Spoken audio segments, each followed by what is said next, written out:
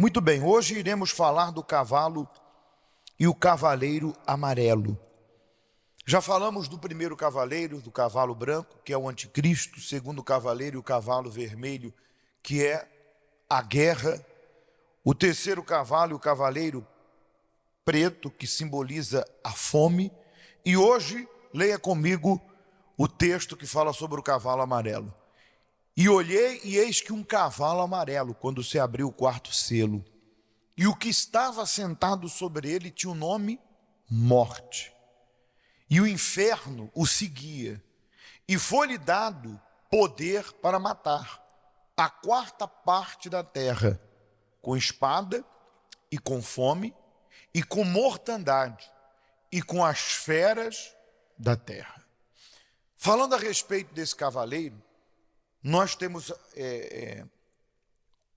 comentado que o episódio do Apocalipse e o episódio dos cavaleiros vão acontecer depois que a igreja for arrebatada, depois que os salvos forem tirados aqui da terra, os mortos em Cristo ressuscitarem para encontrar-se com o Senhor. Então os que aqui ficarem, quando a era da graça acabar, quando não houver possibilidades mais do ser humano se arrepender e recorrer ao altar, como aqui estamos fazendo nesse momento, quando a era da graça terminar, então o domínio do inferno sobre a terra será pleno. E aí virão uma sequência de episódios que o Apocalipse menciona, começando por essa grande tribulação inicial, com esses 4 cavalos.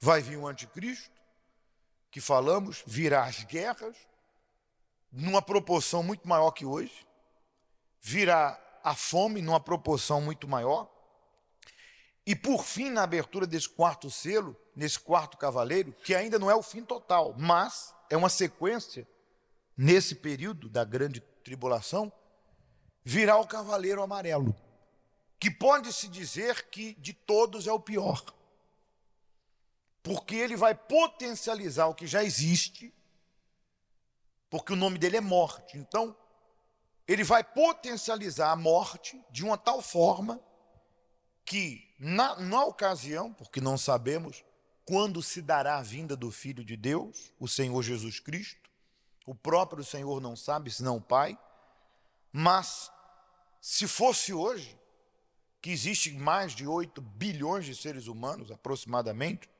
então uma quarta parte seria praticamente quase 2 bilhões de pessoas mortas por esse cavaleiro. Ele vai potencializar, ali diz, olha, a espada, que é a guerra, mas ele vai potencializar a fome, que vai aumentar mais ainda, e ele vai trazer mortandades com epidemias, coisa que não foi comentado nos outros. E o ser humano, porque imagine uma sequência de episódios como esse, imagine o quadro, como é que vai estar a terra nesse momento. Imagine, veio a fome, veio as guerras, veio o anticristo, imagine como que vai estar o mundo. Quando fala ali que as pessoas serão devoradas por feras da terra, literalmente podem ser animais. Mas nessa ocasião, o ser humano vai perder a compostura de uma tal forma que o próprio ser humano vai agir como animais, matando para tirar o que os outros têm, para tentar sobreviver. E então esse quarto cavaleiro, que é morte, ele vai trazer a mortandade por vários tipos de doenças, como nós acabamos de ver no vídeo, e nós temos visto aí nesse mundo, de uma tal forma que em poucas semanas, em poucos dias, milhares de pessoas podem morrer, muito mais do que de fome e muito mais do que de guerra. E veja que tem uma particularidade, que ele vem matando, e quem vem atrás, seguindo ele? O inferno. Ou seja, ele vai matando o corpo, e a alma dessas pessoas que estarão perdendo suas vidas, já são devoradas pelo inferno, porque todos nós, hoje temos ciência pela palavra, que o ser humano é alma, e quando morre, essa alma pode ir para o seio de Abraão, o paraíso, os braços de Deus, eternamente com Deus, como separado de Deus, condenado ao inferno por toda a eternidade. Sabendo que aqueles que aqui ficarão porque não aceitaram o caminho do Senhor, ou não obedeceram, não viveram a fé em Jesus, certamente, se eles não forem salvos por pagar com a própria vida e assumir sua fé nessa ocasião, que já é um outro assunto, eles irão ser ceifados por aquele que acompanha o cavaleiro amarelo. Olha ali, ó. E o inferno o seguia. Então, todos que o cavaleiro amarelo matar, já irão dar entrada no inferno, porque ele traz a morte e o inferno vem junto. Nós sabemos que isso vai acontecer depois do arrebatamento da igreja. E porque Deus permitiu que nós soubéssemos de tudo? Deus permitiu como um alerta para todos nós. O Apocalipse e os episódios que acontecerão no Apocalipse aqui na terra é um alerta para todos nós. Deus está nos alertando. Quando eu e você chegamos num lugar que tem um perigo, ali tem um sinal de alerta. Por exemplo, aonde eu nasci, uma região de praia no Brasil, tem muito ataque de tubarões. Muito ataque de tubarões. E o que eles fazem nos lugares que são turísticos, que as pessoas se banham, e ali acontece o ataque. Mas ataque de arrancar os membros da pessoa, ela morrendo, não dá nem tempo de chegar no hospital, pra você ter ideia. Então eles colocam uma placa avisando que aquela área possivelmente ela pode ser atacada. Se ela adentrar muito ao mar, ela pode ser atacada, está lá a placa. Em português, em inglês, está lá o aviso. Mas mesmo assim, mesmo tendo o aviso, tem pessoas que entram e vão para dentro do mar. E, infelizmente, já aconteceu, mesmo com aviso, diversos ataques e diversas mortes. Porque, por incrível que pareça, mesmo Deus dando alerta, hoje, no que diz respeito à fé, mesmo aí fora, tendo alertas com respeito a perigo, há pessoas que elas são tão duras, às vezes tão orgulhosas, que elas ignoram o perigo, ignoram o aviso, porque elas se acham donas da verdade, saberem de tudo, ou que elas têm o controle de tudo, quando nós nunca teremos o controle de tudo. Nunca. Então hoje Deus nos alerta de tudo que vai acontecer. Agora, muitos podem dizer, Deus quer isso? Deus deseja isso para o ser humano? Deus espera que isso aconteça? Claro que não. O inferno não foi criado nem para mim nem para si. Pelo contrário, Deus amou o mundo de tal maneira que enviou o próprio Filho, o Senhor Jesus Cristo, para ser o caminho, a verdade e a vida. Ele que foi porque o sacrifício já aconteceu. Ele que foi o Cordeiro de Deus por nós, derramou o sangue na cruz, para que todo aquele que nele crê não pereça, mas tenha vida eterna. Esse sangue que é derramado em favor de todos,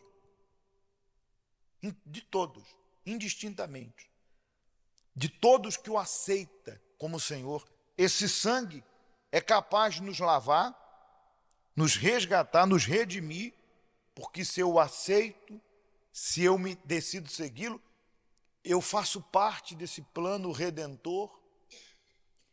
Esse sangue é capaz de me livrar desse inferno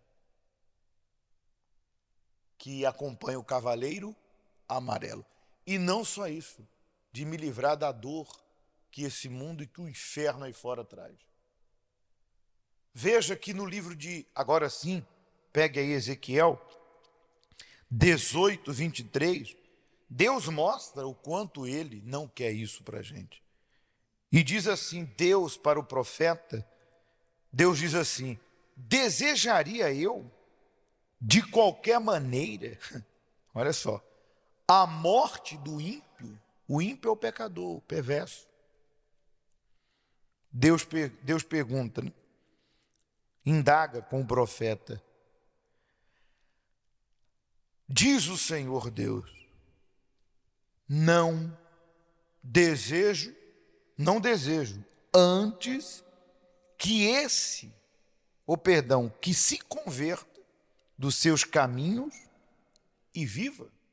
Aliás, é outra pergunta. Desejaria eu, de qualquer maneira, a morte do ímpio? Diz o Senhor Deus. Não desejo, antes que se converta dos seus caminhos e viva. Deus não deseja o mal de ninguém. Só que aqui Deus diz, olha, eu desejo que ele viva. Mas para que ele viva, esse ímpio, pecador, não importa quem é, o viciado, é a prostituta, é o idólatra, é o que está no caminho do pecado. Porque o caminho do pecado o salário do pecado, desculpe, é a morte eterna. A partir do momento que eu obedeço ao pecado e sigo ele, eu estou oferecendo a minha vida àquele que impera com o pecado, porque está escrito que nós somos servos de quem obedecemos. Então, o desejo de Deus é que aquele pecador se converta, mude de direção, o aceite como Senhor e Salvador e viva. Mas o que é necessário, pastor, para que esse pecador, esse ímpio, que vive no pecado, na idolatria, no ódio, na mágoa, numa vida promíscua, na impureza, vive na carne, se entregando aos desejos da sua carne, o que é necessário para ele se converter, mudar de direção? É necessário que ele decida. Que esse pecador, que sabendo de tudo isso, conhecereis a verdade e ela te libertará, ele decida dentro de si, independente da decisão da esposa, dos filhos, independente da decisão do mundo, esse pecador decida, eu quero servir Jesus de todo o meu coração. Como diz a palavra, né? Que os olhos de Deus passam sobre aquele cujo coração é totalmente dele. Eu quero servir Jesus de todo o meu coração. Eu vou obedecê-lo. Eu aceito ele nessas águas batismais em nome do Pai, do Filho e do Espírito Santo, e eu decido sair dessas águas e viver em comunhão com ele. Eu sei que isso não depende de ninguém, só de mim. Eu que tenho que combater o bom combate, eu quem tenho que tomar a armadura de Deus. Eu quem tenho que fazer como o próprio Filho de Deus aqui o fez, separar um tempo e buscá-lo, jejuar para sepultar minha carne, meditar e buscar na palavra por mim, porque Deus não precisa que eu leia a Bíblia para ele ser Deus. Eu preciso da palavra para ter uma mente nova e não ser escravo das minhas emoções. Me manter em oração aos pés dele e me manter nesse caminho, não me desviando nem para a direita nem para a esquerda. E para isso ele não me deixou órfão, ele me dá o Espírito Santo, para que a cada dia eu me renove, a cada dia eu tenho experiência com ele, para que ele me console, para que o Espírito Santo que habita em mim todos os dias fale comigo, me console, me fortaleça. O plano de Deus para aquele que se entrega é perfeito, porque a vontade dele é boa, perfeita e agradável. Por isso, você e eu que temos esse alerta, sabemos a vontade dele que o ímpio se converta e viva, nós vamos nos derramar aos pés do Senhor e vamos buscar a força. Aquele que apagou o espírito, que esfriou, você vai se renovar. Aquele que abandonou o primeiro amor, você vai voltar às práticas das primeiras obras e vai voltar ao primeiro amor. E aquele que não decidiu, estava dividido, vindo à igreja, mas não assumiu, não abraçou a fé, decida hoje levar tudo que Deus tem dito a sério e viver essa fé em Jesus. Amém? Vamos buscar. Fique de pé, por favor.